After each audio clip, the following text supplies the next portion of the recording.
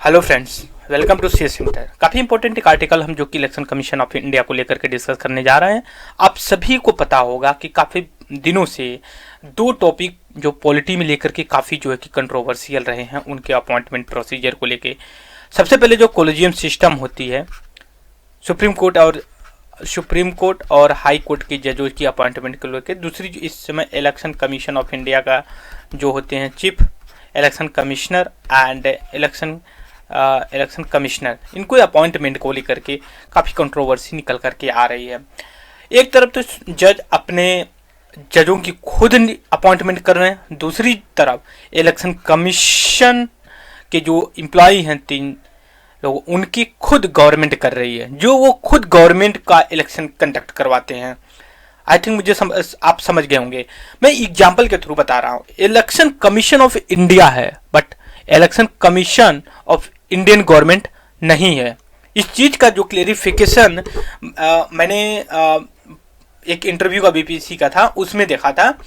उस समय बहुत पहले एक 1990 में जब चंद्रशेखर सर की गवर्नमेंट थी, उस समय एक चीफ इलेक्शन कमिश्नर अपॉइंटमेंट हुए थे। उनका नाम था TN सेशन। उनका एक बहुत फेमस डायलॉग था, आई ईट पॉलिटिशियन इन माई ब्रेकफास्ट। वो कहते थे, मैं अपने सुबह के नाश्ते में पॉलिटिशियन को खाता हूं। समझिए, पूरी पॉलिटिकल पार्टी, चाहे नेशनल हो चाहे लोकल हो, रीजनल स्टेट पार्टी, सब लोग कांपते थे। समझ रहे हैं? उनका कार्यकाल 3 साल का जो भी था, 6 साल 65 साल का। अब समझ लीजिए कि उनके टाइम पीरियड में सब पॉलिटिकल पार्टी हैरान हो गई थी। और ये भी कहा जाता है कि जब Chandrashekhar sir as a prime minister उनका अपॉइंटमेंट के लिए उनसे प्रपोजल रखे हैं, तो उन्होंने कहा कि ठीक है, मैं सोच के बताऊंगा। तो वो उस समय के बहुत गद्दावर नेता थे और काफ़ी अच्छे भी नेता थे, राजीव गांधी। उनसे कंसल्ट किए, बात कर रहे थे कि हमें अपॉइंटमेंट। तो राजीव गांधी सर का ये जवाब था कि ये दाढ़ी वाला प्राइम मिनिस्टर पछताएगा तुम्हें अपॉइंटमेंट करके, और हुआ भी वही। ठीक है। अब समझिए, चंद्रशेखर सर कभी बिलीव नहीं कर पाते थे कि मतलब कि ये ऐसा भी हो सकता है। अब वो इतनी मतलब स्ट्रिक्ट होकर के काम कर रहे थे कि बाद में इन लोगों को इलेक्शन कमीशन ऑफ इंडिया को सिंगल पार्टी मेंबर से जो है कि सिंगल मेंबर ऑर्गेनाइजेशन से मल्टी मेंबर ऑर्गेनाइजेशन बनाना पड़ा। ठीक है, मतलब कि पहले वो एक ही हुआ करती थी, एक ही व्यक्ति जो इलेक्शन कमीशन ऑफ इंडिया में हुआ करता, उसके बाद जो कि 2 और लोगों को फिर बाद में ऐड किया गया। तो ये कंट्रोवर्शियल। आप सभी को थोड़ा सा बैकग्राउंड में बता दूं, जो इलेक्शन कमिश्नर होते हैं, chief election commissioner plus election commissioner, इनकी अपॉइंटमेंट एक कमेटी होती है जो prime minister plus leader of opposition Lok Sabha के, और उसके बाद जो है कि CGI, इनके साथ एक कमेटी होती है, वो रिकमेंडेड करती हैं प्रेसिडेंट को, प्रेसिडेंट जो कि फिर इनको अपॉइंट करता है। इधर क्लियर। बट जब चीफ इलेक्शन कमिश्नर जो 2 लोग हैं, इनका अपॉइंटमेंट करना होता है, तो यहाँ से होता है। उसके बाद इनका जो है कि चीफ इलेक्शन कमिश्नर का ओपिनियन इनकी अपॉइंटमेंट रिमूवल में लिया जाता है। मतलब चीफ इलेक्शन कमिश्नर तो कुछ चलो ठीक है, बट इनके साथ एकदम भी कंप्रोमाइज, अगर इनको गवर्नमेंट अपने मन मुताबिक अपॉइंटमेंट कर दी तो फिर इनकी खैर नहीं है। ओपिनियन भी नहीं इनका लिया जाता। बीच में 2019 का जो इलेक्शन हो रहा था, उसमें बड़ी कंट्रोवर्सी आई थी, तो एक जो इलेक्शन कमिश्नर थे उनका एक अलग ओपिनियन था, बट वो ओवर रूल कर दिया गया चीफ इलेक्शन कमिश्नर के बाई चीफ इलेक्शन कमिश्नर के थ्रू। ये अपॉइंटमेंट का प्रोसीजर है। 324 ये हमारा आर्टिकल है इलेक्शन कमीशन ऑफ इंडिया को लेकर के।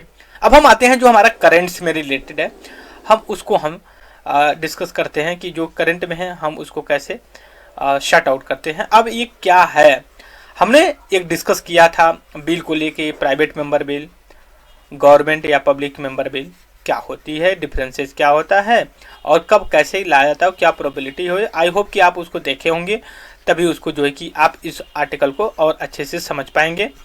क्योंकि यहाँ पे सीधे मैं पॉइंट पे आ रहा हूँ, क्योंकि मैं ज़्यादा कुछ अब इसमें करने वाला नहीं हूँ। सबसे पहले यहाँ पे देखते हैं। अब देखिए, ये कांग्रेस के लीडर हैं मनीष तिवारी सर। इन्होंने एक प्राइवेट मेंबर बिल आया, क्योंकि प्राइवेट आदमी ही है, ये गवर्नमेंट की कैबिनेट में नहीं है, बिल लाए हैं। तो उनमें जो बिल है ना, अब वो क्या देखती है, दो प्रोविजन इसमें बड़ा तगड़ा वाला है। इसमें दो, एक ये हो गया और दूसरा, पहला है जो इलेक्शन कमीशन ऑफ इंडिया को लेकर के, और दूसरा जो है उसमें पॉलिटिकल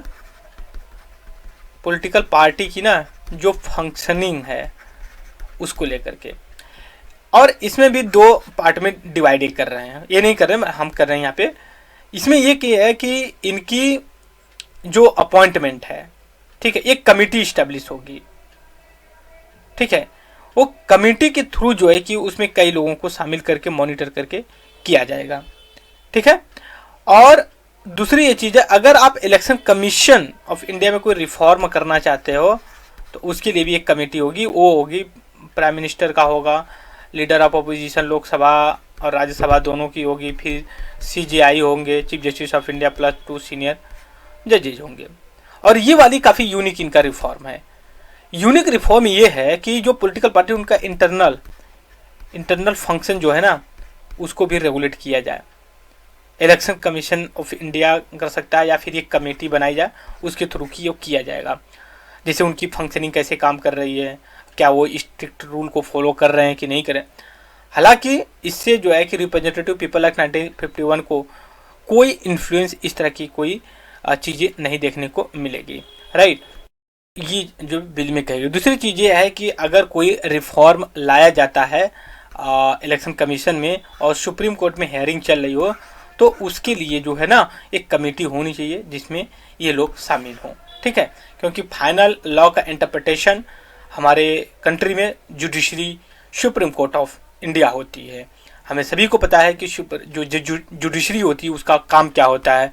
जुडिशरी का वही काम होता है कि जज करना अगर कोई लॉ बन जाता है, क्या वो सोसाइटी और कॉन्स्टिट्यूशन के अकॉर्डिंग है या कि नहीं है, प्रोसीजर इस्टेब्लिश बाय लॉ है या फिर due procedure establish by law. हम कभी इस पे इनकी वर्ड्स के डिफरेंसेस पे पता डिस्कस करेंगे कि प्रोसीजर इस्टेब्लिश बाय लॉ और due procedure establish by law, दोनों के बारे में। तो ये आर्टिकल रहा, हम डिस्कस किए अपने बिग न्यूज में। सो इस वीडियो में इतना ही। Thank you very much the discussion.